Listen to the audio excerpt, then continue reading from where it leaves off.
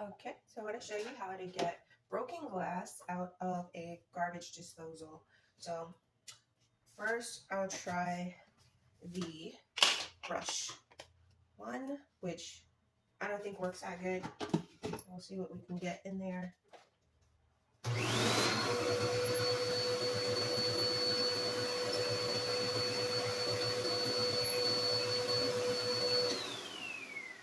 I hear some things being sucked up, but not a lot. Okay, I think this one works better. I'm gonna try this one.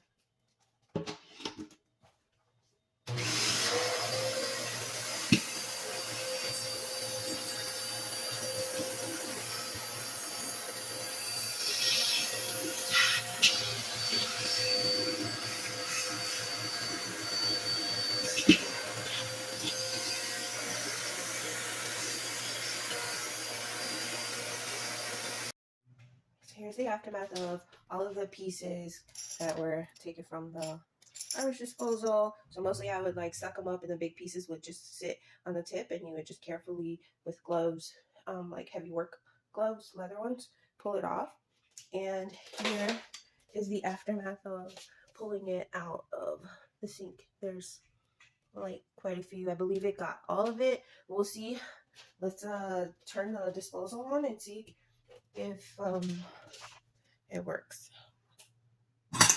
Oh, there's a little something.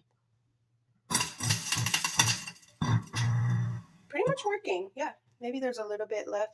I'll try and flush it down or pick it out, suck it out some more.